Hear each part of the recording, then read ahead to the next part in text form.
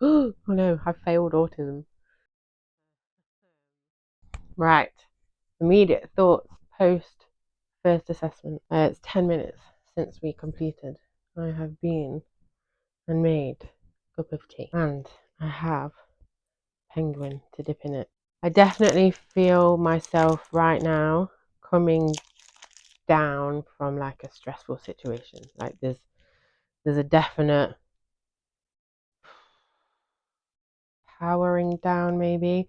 Like I don't feel tired or anything. I imagine I will later. Like this is literally 10 minutes.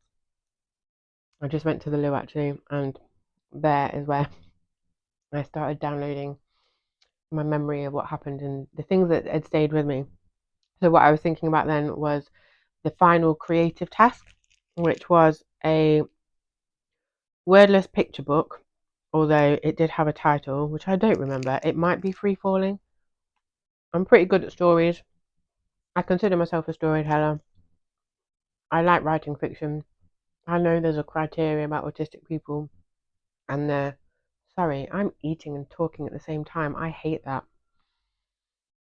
I'll put this down. Yeah, I can use my imagination in certain circumstances, and in other ones I cannot. So that final one, it was frustrating because whoever illustrated it, maybe they knew what the story was. Of course, they knew what the story was. There was no consistency. It was a kid's picture book. There was a boy that fell asleep and then he went into another world. But the world, every different page changed size. Sometimes he was a giant and sometimes he was small and sometimes he was normal size and there was no flow. I didn't like that. I didn't know if I could have done anything better. I got so confused by the why is it changed? Why is he bigger now? What's going on? And I take a long time to process things or come up with ideas. I also need to know what is the end point. I didn't know what the end point was because we were going step by step. So I ended up describing what was on the page, trying to link it together with action words. That wasn't very good. I did, however, write a great story that I will probably just put in here that was about a rabbit who laid on a hill watching the full moon, and a ladder came down from the moon, which he climbed up. I'm telling you what it is. And then he slingshotted back to Earth. I was pretty impressed with that. While I was making my tea, I felt like I did not accurately represent myself and the way that I experience the world now.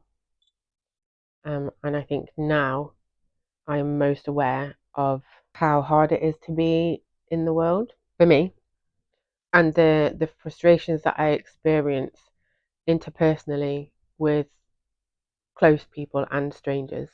I think they're becoming more pronounced the more tired I'm getting. So off the top of my head, the things that I remember asking about family, there was a part of me that didn't express itself, but I was aware that you are talking about family as if like they're the base.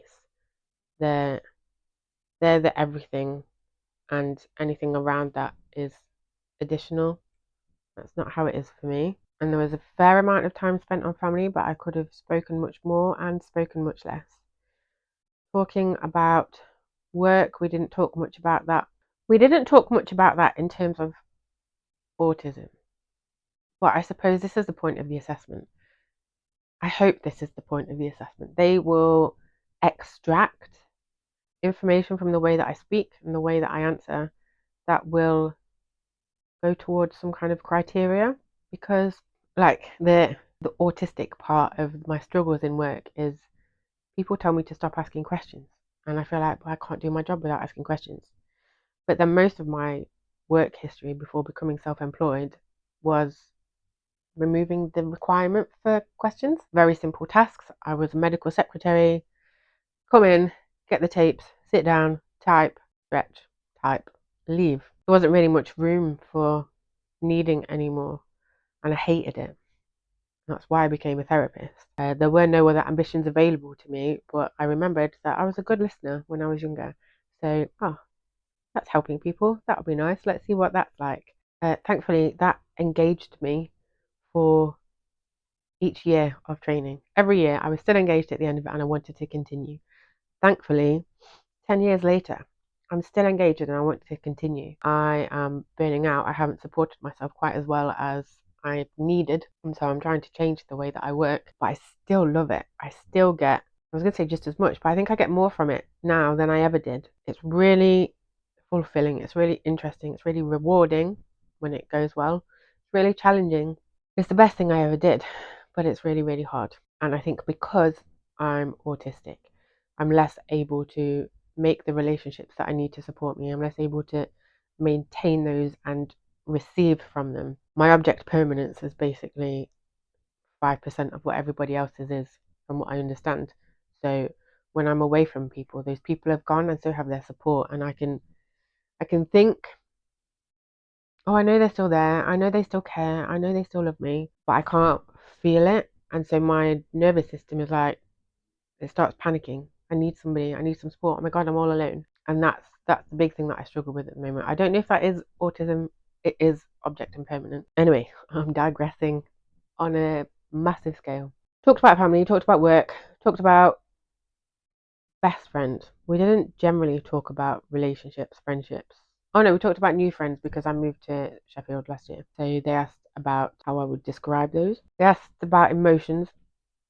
What does happiness feel like? What does anger feel like? What does sadness feel like? I'm very good at describing that because I have done a lot of work over the last 5 or 6 years of reconnecting to my body and becoming conversant in the language of emotions and the language of my body and being able to find the words that describe what's going on. And that was something she said at the end, that she really felt that. And I'm like, oh no, I've failed autism. Yeah, so they were describe those emotions and how do they feel and what makes me feel them. And then there was, does anything irritate me? Do I irritate others or something like that? I don't think she asked it quite like that. So overall, in conclusion, I think this took a lot out of me. I think I was quite present, felt at ease. She was actually easy to talk to. I notice now on reflection my sort of spikiness and my you can't judge me kind of approach at the start, but I did relax into it.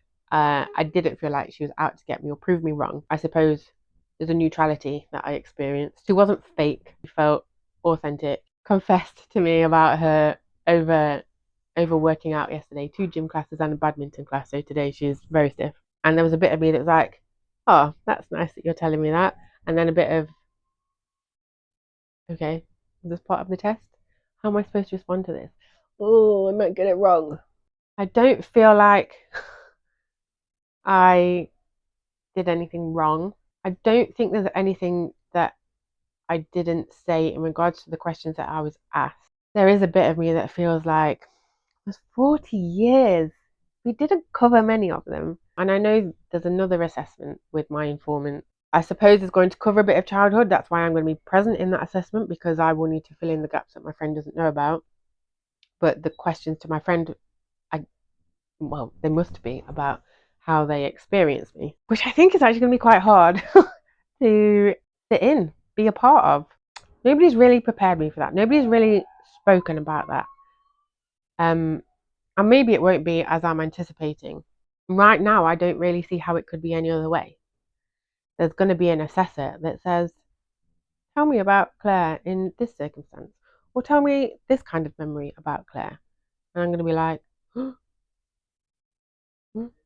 yeah, one of the big things that I crave is understanding of how people experience me, how I come across to them, what their perception is of me, what their opinion is of me, how they feel about me, their level of affection or annoyance towards me. Like, I really want to know that, and yet maybe I don't. And I wonder if next month I will get to hear about that.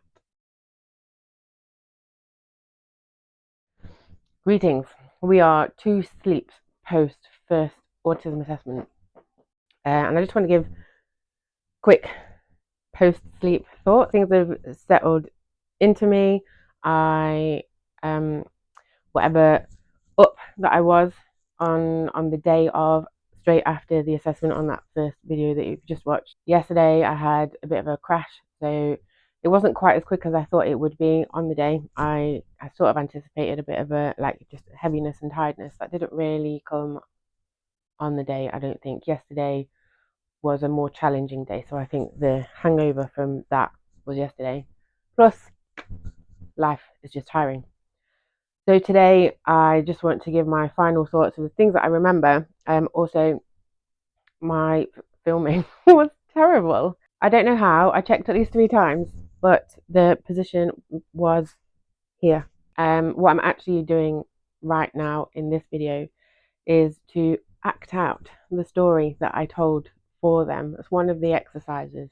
Is there's a list of, I don't know, 12 or so objects that they ask you to have available to you. And I started to collect those half an hour before the appointment time.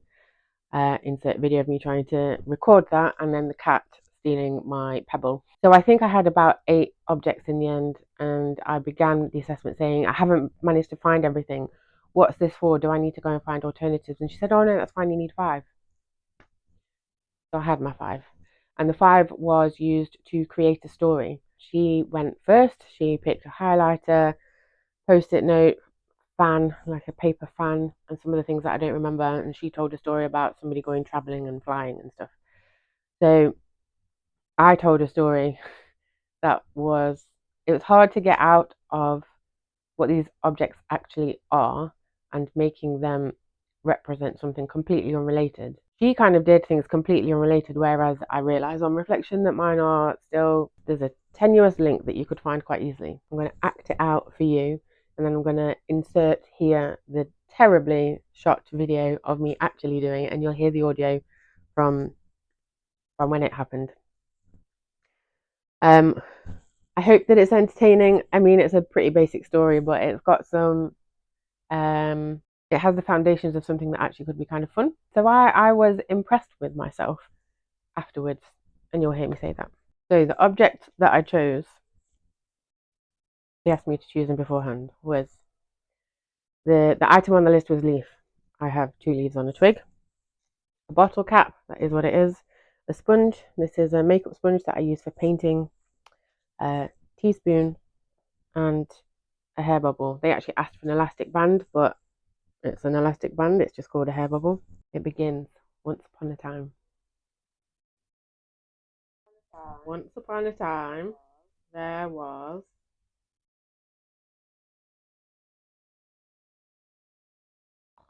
can't do it. Leaves. The twig. But it looks a bit rabbit-like. Once upon a time, there was a rabbit. A green rabbit, because it's green because I was like, oh no, it needs to be something different. So let's make it different. Green. It's not brown. Who was playing out in the hills, running up and down the hills, and it was nighttime, so there was a full moon rising in the sky. The rabbit sat on the hills, wondering at the moon, and then a ladder came down from the moon to the rabbit, and they thought, whoa, that'd be really cool if I just went up the ladder onto the moon. So they climbed up the ladder onto the moon, and when they got there, they found that there wasn't very much, except for a slingshot. So they put themselves in a slingshot, and then came back down to earth, landed on their hill, and continued to watch the moon set. I'm really impressed with myself. I love that. So that's the story that I came up with about the green rabbit watching the moon rise. I enjoy watching the moon. Today is a full moon. And maybe this video will go out today, so that will be interesting, to use the power of the full moon to incept this new part of my life, this post-assessment, new content creation, YouTube, whatever it is that's going on here. And I will be going out to watch the moon rise. I suppose if a ladder comes down, I'll climb it and see what's up there. The rest of the assessment, the reflections, the things that I remember from what they asked me, how I feel about it. Overall, I feel neutrally positive, positively neutral. I don't feel like I did anything wrong. I don't feel like I missed anything. I'm aware that there were a set schedule of questions and they were all asked. Don't feel like they got much of a representation of me in the present day. It did feel like there was a lot of weight on family, and as I said before, that's not a big part of my life presently. My life presently is friends and work and creativity and going out into nature and all of those things, challenges which can be related to my autisticness. I suppose also there were a lot of questions about attitudes. They asked me about what it means to be a friend. That was a hard one to answer because that can be answered in so many different directions, and I was trying to work out what they're looking for. They asked me about romantic relationships, and then the question was, why do you think people get married? How long's a piece of string? There are many reasons to get married as there are people, but I think I listed 4 or 5. There were questions about executive dysfunction. I said something about showering, and she said, oh, well, that's a nice segue into the next bit where I ask about hygiene, looking after yourself. So then that became a conversation about the state of the space that I live in. And sometimes it's nice and tidy and clean. Most times there's a pile of clothes waiting to be put away. There's a pile of books that need somewhere to live. It actually led to me talking about my menstrual cycle and how I'm paying attention to that and the way that that affects my energy levels. I need to employ more self-forgiveness and self-compassion. Like, I'm just not going to do as much then, and really it's just about the minimum. I will go to work and I will be the best at work and I will connect with my clients, and then when I come back there's going to be less that I'm going to be doing for me because that took so much out of me. A final thing to note, just at the end of my assessment, when you have your one-to-one one and then the one with the informant, I think they usually happen much closer together because my informant is my best friend who has a similarly busy life and many different priorities and commitments. To find a day where we're both available for up to 3 hours where we can do this thing and it's not going to be too disruptive to other things, and that fits in with the assessor's schedule. We've got 4 weeks, I think, until the next one. Whereas at the end of my appointment, this Tuesday just gone, she said, oh, so that's this one finished. There will be the next one with the informant. Is that tomorrow, is it? I think that means that you can have this process much closer together and sort of follow a momentum and get it done. Whereas for me, which is pretty typical for me actually, things usually take much longer. There are longer gaps between things. That is just the way that this has worked out because of my availability and my friend's availability. If you have a clearer schedule and so does your informant, then you could probably do it all within the same week, it sounds like. Certainly with clinical partners. I obviously don't know about other organisations and what their schedules are like. That's me, post first autism assessment with clinical partners. I feel glad that I'm doing this. And like I said, the reason that I was doing it is to get a piece of paper that if I ever need to ask for reasonable adjustments, they have less grounds to refuse me. I'm being made aware at the moment in a few different places of just how hard it is with reasonable adjustments and like the definition of reasonable and all of that. And that's a fight that just doesn't need to happen. And I don't want to have it. Like, it's already such a struggle to be in the world and to manage that and then to come back and to recover from it. I want to make my life as easy as possible. I think everybody should want to make everybody's lives as easy as possible. That isn't the way. So the reason that I embarked on this journey is to get that official diagnosis so I can say, can you please? But actually now I'm here and I'm on my way. There is still that little niggle, well, maybe they won't find you autistic, and that's going to be a big thing to deal with. But we took every minute of that 90-minute slot in that first assessment. I can only assume it's because I was unclear and went around the houses and I don't know what. Anyway, I'm trying not to analyse it or... Cat, please don't stand on the laptop. Yes, I'm trying not to analyse everything that happened and just be with, I feel okay. I don't think I did myself a disservice.